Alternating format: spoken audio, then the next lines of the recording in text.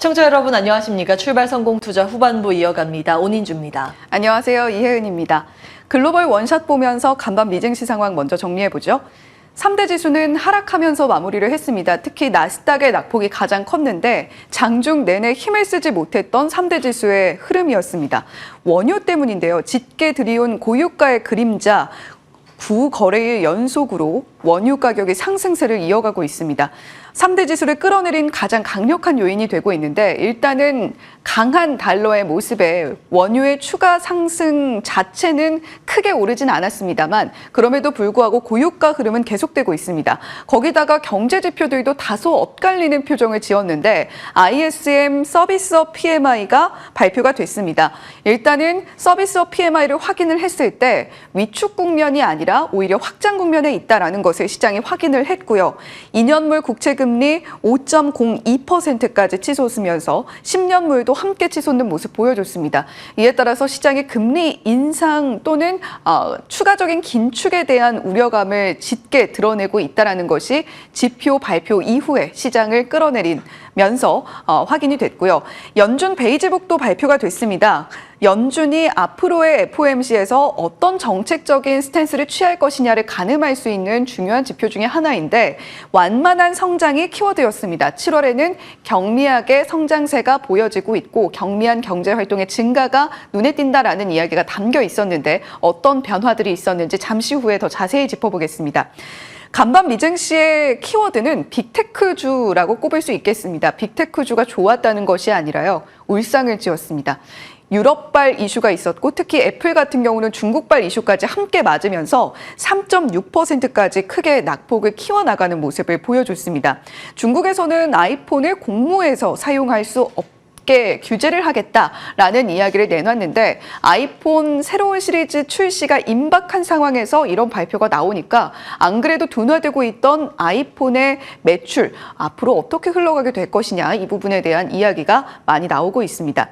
자, 테슬라는 사이버 트럭의 생산 지연에 대한 이슈가 나오면서 지금 시장에서 지금 우려감이 함께 드러나고 있는데 상하이 공장에서는 오히려 200만 대 출하를 했다라는 이야기도 함께 들려오면서 그나마 낙폭을 좀 줄였습니다. 엑손모빌은 에너지 업종의 랠리를 상징을 할까요? 쉐브론 같은 경우는 LNG 파업이 금요일로 좀 연장이 되면서 소폭 상승에 그쳤는데 엑손모빌은 보다 좀 상승폭 크게 가져가는 모습 보여줬습니다. 기술주가 비틀비틀했던 하루였습니다. 상승했던 종목들이 적은 것은 아닌데 덩치가 큰 종목들이 모두 일제히 하락하는 흐름을 특히 애플 같은 경우도 그렇고 엔비디아 같은 큰 종목들이 3% 넘게 빠지면서 시장이 흔들흔들했습니다. 매그니피센트 7 종목들인데요. 일제히 하락하는 흐름 파란불로 저희가 작성을 해봤습니다. JP모건에서는 고금리 상황이 지속이 되고 지정학적 리스크까지 가중이 되면서 연말에 S&P 500 지수는 7%가량 빠질 수도 있다라는 경고성 발언을 내놨는데 시장이 가장 힘든 9월을 버텨내고 있다라는 것이 이런 발언에서도 드러나고 있습니다. EU의 빅테크 규제안을 좀 살펴보겠습니다. EU의 특별 규제 DMA입니다. 디지털 시장법인데 대상이 된 22개 서비스 중에서는 이렇게 알파벳의 여러 가지 서비스들 그리고 애플의 앱스토어라던가 우리가 틱톡으로 알고 있는 중국 기업이죠. 바이트댄스도 포함이 됐는데 삼성전자는 일단 제외가 됐습니다.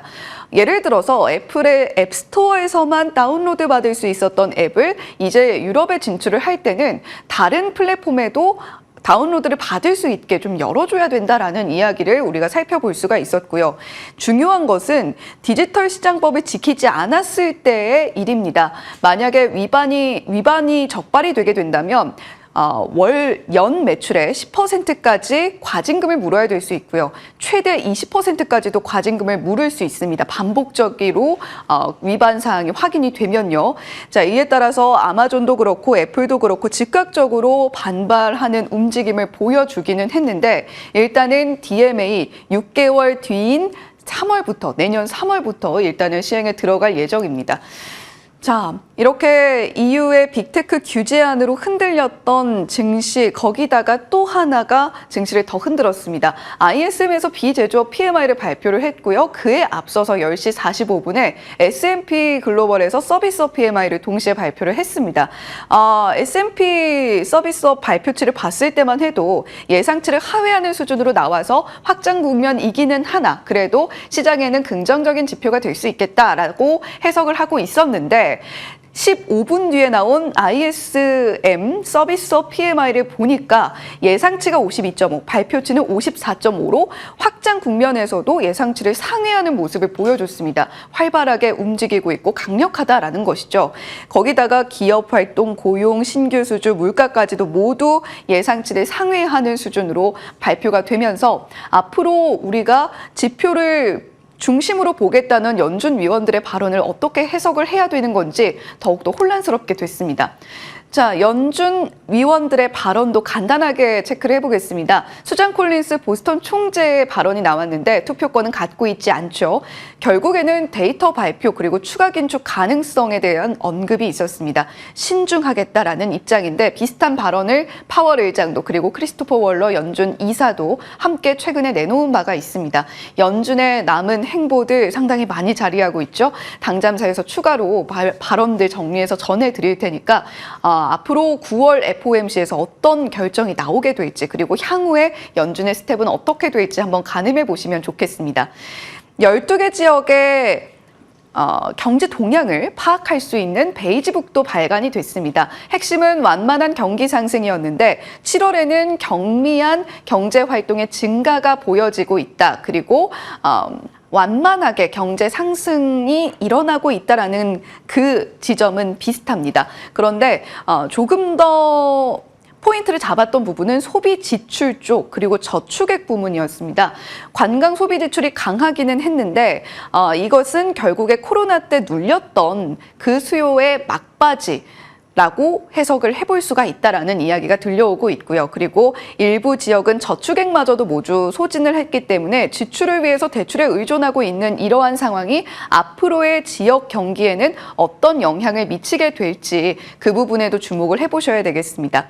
알리안츠 그룹의 고문이죠. 모하메드 엘 에리언은 이런 이야기를 내놨습니다. 이번 달에 금리 인상을 하지는 않겠지만 향후에는 인상 여지가 있을 수도 있다. 그 여지를 남겨둔 발언이 나왔다라고 해석을 하고 있습니다. 지금 시장이 금리로 다시 흔들리고 있는 모습인데 과연 우리가 어떤 포인트를 투자에 삼아야 될지 고민이 많아지는 시점입니다. 네, 명과 암이 있습니다. 생각해 볼 만한 부분들이 굉장히 많은데요. 보시죠. 들어가겠습니다. 자, 일단 어제 우리 시장과 간밤 미증시 그리고 중화권 증시, 일본 증시까지 쭉 한번 정리해 보겠습니다. 시장의 악재는 단 한 가지, 기름이었습니다. 어제 우리 시장 짓눌렀던 이유도 다른 쪽이 없었고 이제 기름 이슈가 이제 주목을 받으면서 밀리는 모습이었고요. 간밤 미증시도 기름 이슈로 인해서 금리 부담이라고 해석이 되면서 밀렸습니다. 다만 일본이랑 중국 증시는 어제 올랐습니다. 개별 이슈 덕분이었는데요. 일본 같은 경우에는 부동산 기대로 일본 건설주들 52주 신고가 무더기로 나오면서 지수 방어에 성공하는 모습이었고 부럽습니다. 자, 상하이 종합지가지수도 플러스 전환에 성공하면서 마무리가 됐는데요. 여기에는 화웨이 효과로 인해서 중국의 반도체주가 일제히 강세 흐름을 보인 영향을 받았습니다. 화웨이 신제품 출시 혹시 보셨을까요? 휴대폰 새로운 걸 출시했는데 여기에 들어가는 그 두뇌 역할을 하는 AP 칩 있죠. 반도체가 생각보다 괜찮다는 호평이 이어지고 있습니다. 중국 정부 주도 지원을 해서 그 기대감도 좀 자리하고 있는 모양새인데요. 지금 사실은 여기에서 우리가 볼 만한 부분들은 미국과 중국의 거리가 더 멀어지는가에 포인트를 맞추셔야겠습니다. 좀 걱정인 부분인데 사실 그동안 미국 같은 경우에는 중국 쪽에 첨단 반도체 장비 못 들어가게 막았죠. 규제를 하고 있었습니다. 그런데 그 규제 제대로 먹힌 거 맞는가라는 의구심이 지금 나오고 있습니다. 왜냐하면 EUV 장비 아주 이제 미세하게 회로를 그릴 수 있는 그 장비 수출을 막았는데 어떻게 이렇게 새로운 스마트 칩을 넣을 수 있겠는가라는 의구심이 지금 나오고 있습니다. 옛날에 좋지 않은, 그러니까 조금 더 미세하게 그리지 못하는 DUV 장비 가지고 하나하나 일일이 막 세공을 해서 만들었는가, 아니면 자체 기술이 혹시 있는 건가? 라는 의구심. 이렇게 하나하나 이제 한 땀 한 땀 DUV로 반도체 칩 설계를 하면 시간이 오래 걸리기 때문에 이거 완판됐다고는 하는데 물량 적은 거 아닌가? 여러 가지 의구심은 있습니다. 세부 내용들이 공개되지 않기 때문인데요. 어찌되었든 지금 미국에서 상무부에서 이거 제대로 우리가 규제 먹히는 거 맞는가 세밀하게 조사 들어가겠다라고 입장을 밝히고 있는 상황입니다. 그리고 공교롭게도 중국 쪽에서는 중앙 공무원들한테 애플, 삼성을 포함한 외국 스마트폰 쓰지 말아라 일괄적으로 지금 지시를 하고 그 추진을 하고 있다라는 월스트리트저널의 보도 나오고 있습니다. 미중 관계 관찰은 지속적으로 좀 필요해 보입니다. 자, 다시 유가 이야기로 들어가겠습니다. 9거래일 연속 상승 행진을 이어가는 모습이죠. 간밤 서부 텍사스산 원유 또 급등을 했습니다. 1% 상승이고 배럴당 87달러 위에서 종가를 썼습니다. 브렌트유는 지속해서 배럴당 90달러 위에서 거래가 되고 있습니다. 사우디와 러시아 자발적 감산 이슈로 인해서 지속적으로 유가의 상방 압력을 더해가고 있는 그런 모습입니다. 쭉 투자의 아이디어 정리를 해보겠습니다. 지금 유가 상승으로 인해서 미국 같은 경우에는 긴축 부담으로 연결이 되고 있습니다. 연준 위원들은 지금 계속해서 데이터 보고 결정하겠다라고 이야기를 하고 있죠. 한마디로 데이터 무새에 들어갔습니다.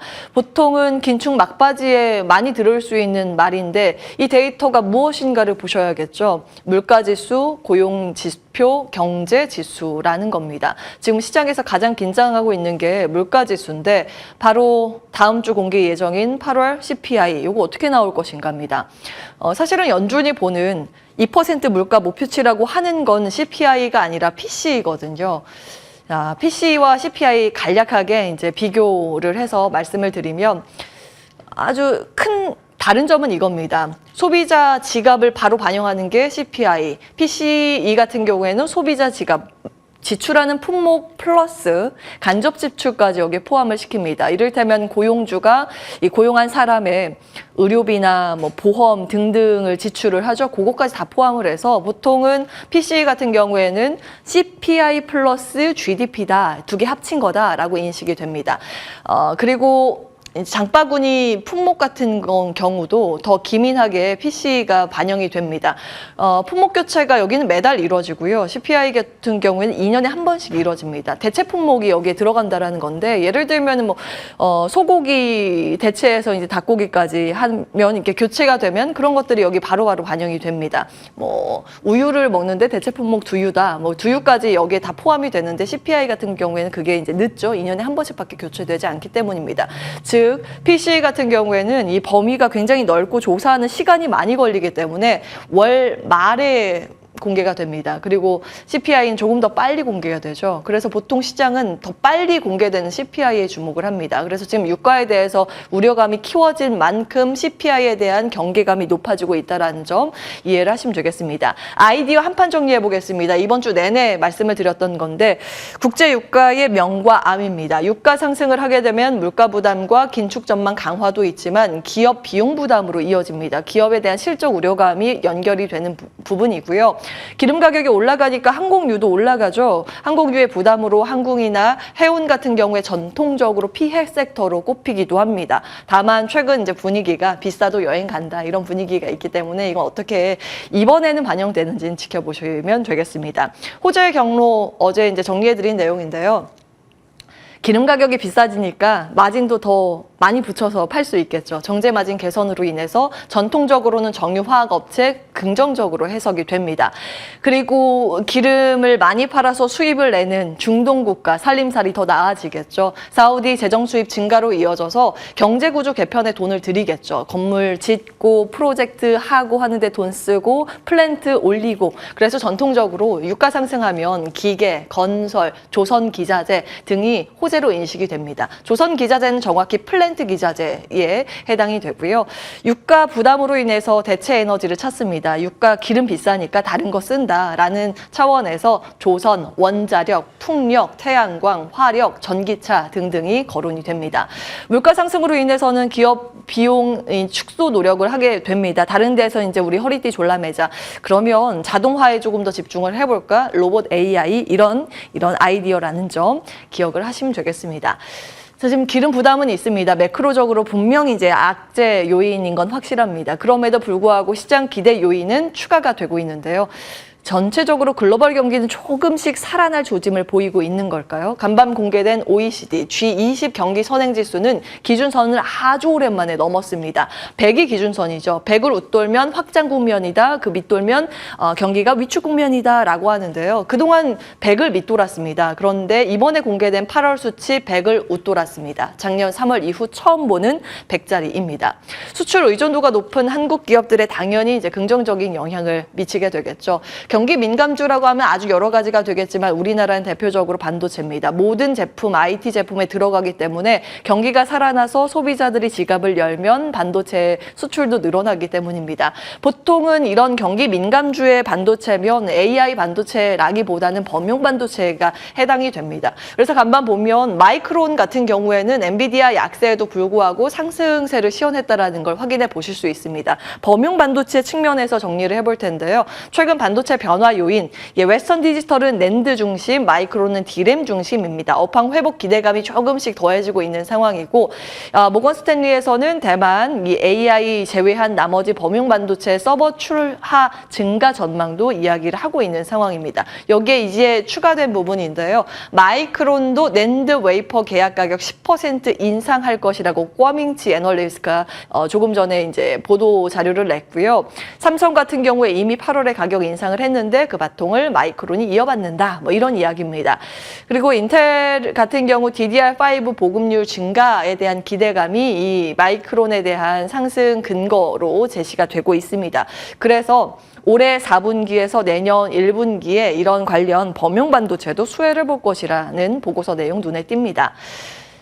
자, 시간상 어제 이제 시장 분위기를 살펴보시면 52주 신고가 종목들 흐름 보시면 시장의 이제 흐름을 아실 수가 있는데요. SI 종목들, AI, 로봇, 헬스케어 이쪽은 미용 관련 포함입니다. 자동차, 유가 관련, 의류 이런 것들이 이제 52주 신고가를 달렸습니다. 각각의 이슈 좀 정리를 해봤는데.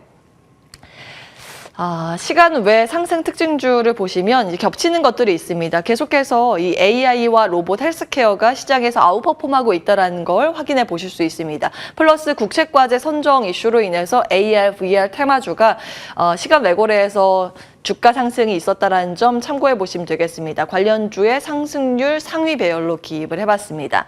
자, 오늘은 시간차 여기까지 하겠습니다. 당잠사였습니다.